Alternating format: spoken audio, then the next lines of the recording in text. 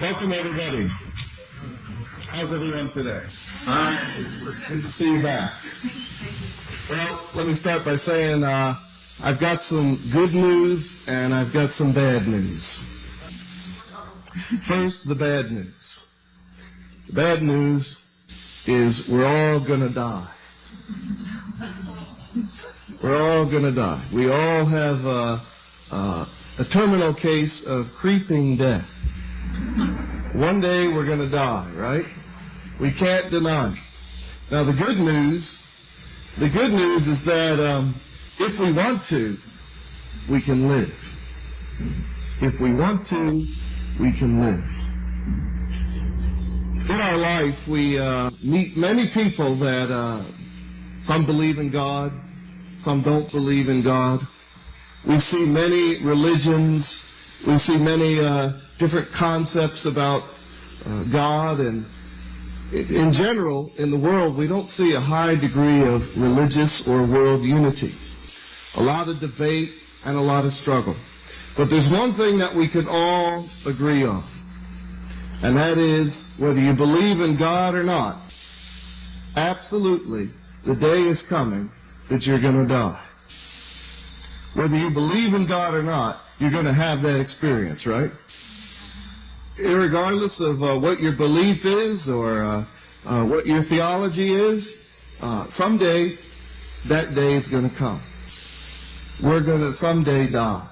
But what does that mean? It's something we don't really like to think about so much, do we? As a matter of fact, just to bring up this topic, I can almost hear people turning their TV sets. Oh, I don't want to hear this. Now, I want to hear some good news. This sounds like bad news to me. I'm going to die. Oh, no. We're really afraid to confront the meaning of death. And we like to pretend that it's never going to happen to me, right? Well, me, I'm going to live forever. Death, that's something that happens to those people in the newspaper. You know, it never really happens to me. It's not something that I'm going to ever have to confront. But in fact, the truth, the reality is, our day of death is approaching. Our day of death is approaching. And you know what? Every day, it gets a little closer. Everybody's getting nervous. Every day it's getting closer. There's not one person here who is getting younger, are they? We all have a little meter over our head that is counting off the number of breaths that we have, the number of heartbeats we have left, how many days, how many months, how many minutes. And not one meter is going up. It's all going down. We're facing, ultimately, this day, and who knows when it could take place. This is another wrong concept that we have. Death, well, that's what happens to the old people. They die. That's unfortunate for those old people, but me, I'm a part of the young race. You know, and I'm always going to be young. But actually, reality is death comes unexpectedly. Death can come unexpectedly without any notice whatsoever. You can make your schedule, your daily schedule, make your plan, and all of a sudden, without any expectation, you may meet your moment of death. Death isn't something that you can predict or something that you can control. How many have ever had a brush with death? It really makes you serious, doesn't it? Usually people, when they have a brush with death, they realize two things. Actually, oh, I almost died. And the second thing, I'm alive. Hey, I'm a living person, and I'm alive. And I got to find out some reason for being alive. Why am I here in this world? Why do we live? Usually when we're confronted with the prospects of death, we get very serious about living, don't we? We get very serious about living. And all it takes is one brush of death to experience that. Actually, Now, I read a newspaper story about an airliner that crashed. And just to show you how death can come unexpectedly, this airliner was taken off and it got to a certain altitude and the cargo door blew out. And all the controls were lost on the aircraft. And when the cargo door blew out, the back 3 rows just got sucked out the hole. And just like that, 3 rows of seats of people were flying through the air. Suddenly, they got faced with an undeniable reality. Folks, we are going to die. There was no doubt about it, was there? Can you imagine if you were in their position? 1 second before, you were reading Time magazine and waiting for your lunch. So maybe you're going to have Salisbury steak. You know how people are in airliners. They're so secure and they just feel, oh, absolutely my life is planned and I'm going to get here and nothing's going to interfere with that. And all of a sudden, this person's flying through the air. And maybe he's got 1 minute left in his life before he hits the ground. Don't you know their priorities changed on the way down?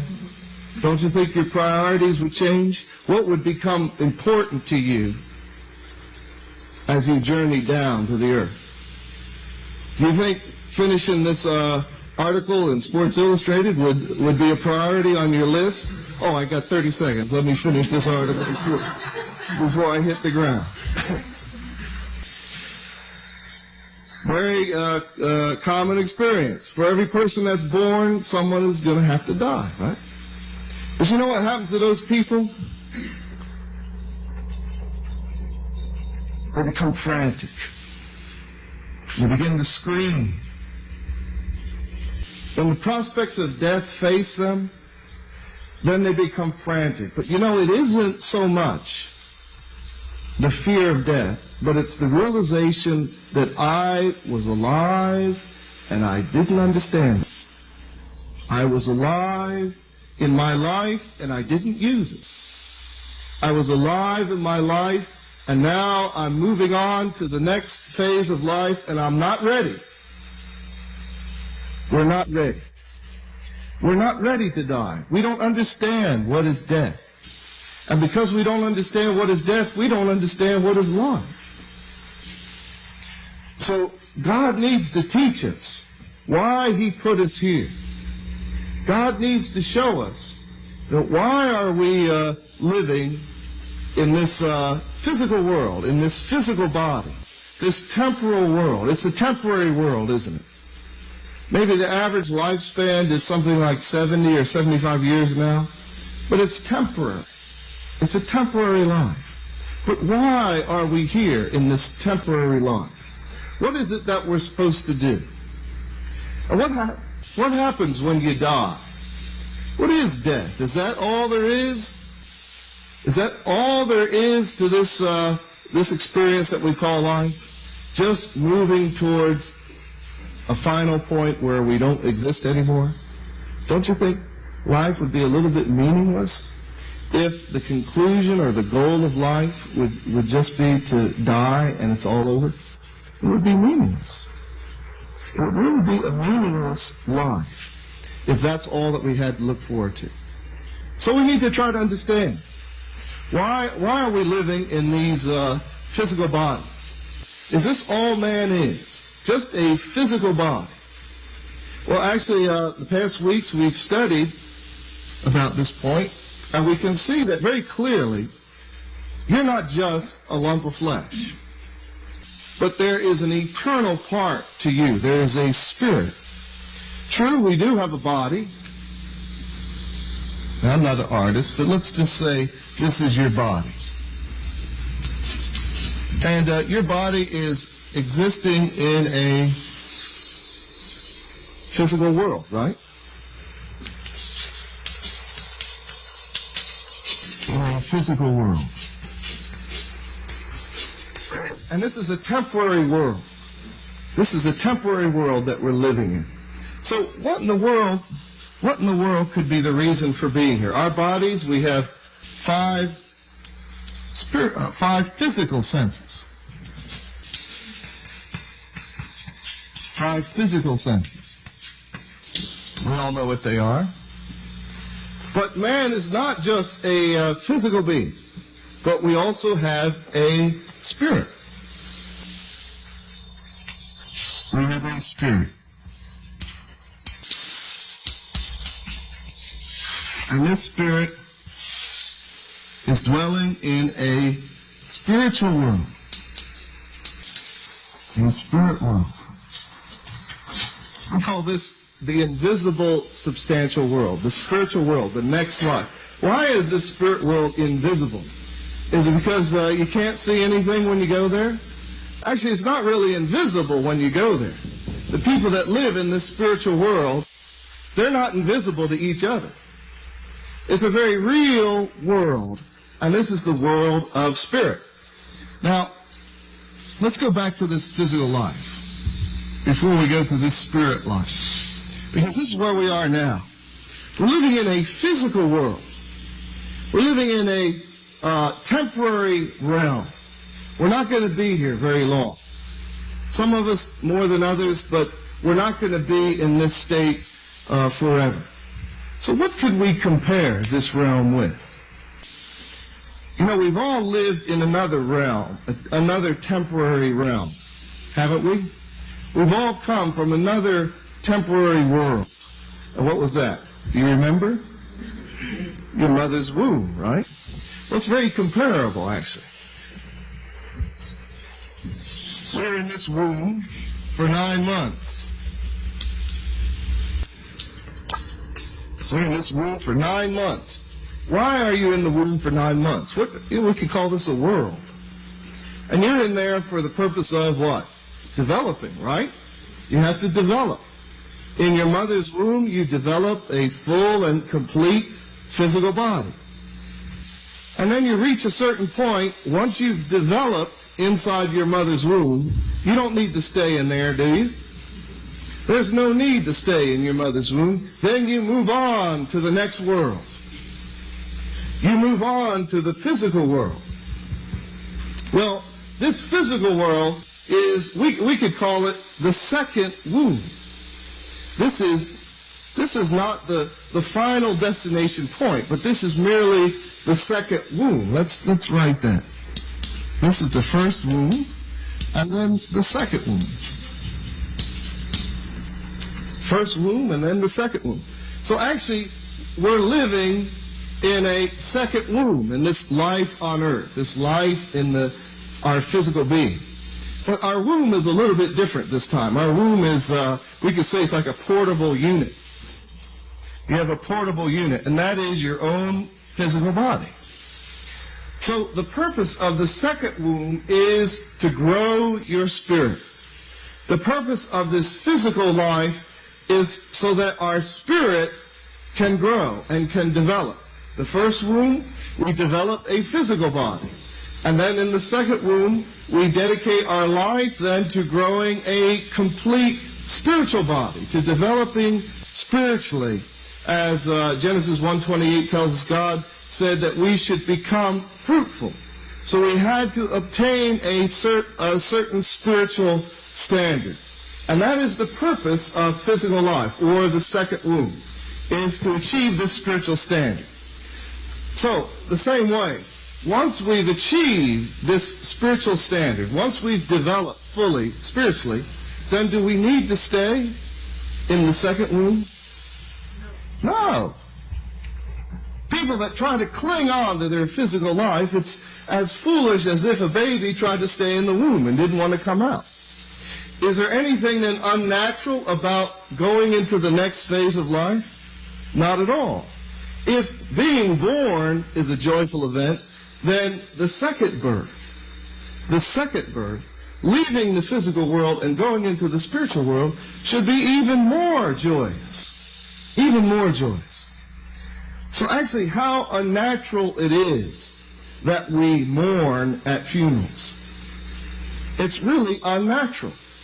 It's not the original way that man was supposed to live, because this death, or actually second birth, is as normal as the first birth. But what do people say when someone passes away? We say, oh, it's a tragedy, right? I'm so sorry. It's so pitiful. Or when some famous person dies, they always say it's the worst thing that could ever happen. Well, what did they expect? Did they expect this person to live forever in the physical world? No.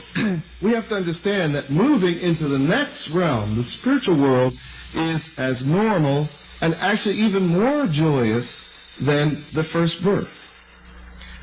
So this is an incredibly different perspective, isn't it? So actually, we don't call death. We call it the second birth. The second birth.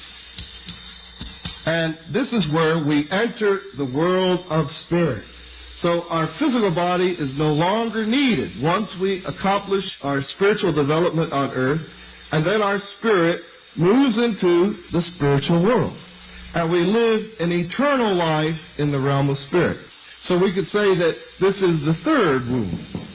This is the final destination, life in the spirit. So our life on earth then has to be directed towards that goal, that I'm preparing myself, looking forward, in fact, to the next life. What we do on earth, and next week we'll talk about this development, this spiritual development, how we develop on earth spiritually. We'll talk about that next week. But our purpose in life in this physical world then is directed towards spiritual life. So we can really see how lost people are when they just live their life for physical enjoyment. When they live their life with the idea that the physical life is all there is and there's nothing more. And this is why people inherently don't feel ready to confront death, because we don't understand. So we're just beginning to understand it now. So next week we want to talk about then, well, how does the spirit grow? Why did God give us a spirit body and a physical body? Why did God give us both? And how do they relate together? And how is spiritual growth achieved in this world? So next week we'll study this point. Thank you very much.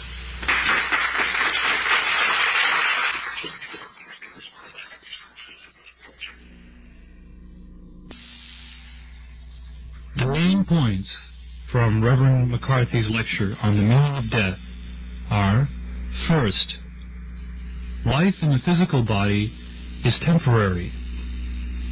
Second, spiritual growth is the purpose of earthly life. And third, the death of the physical body is birth into eternal life.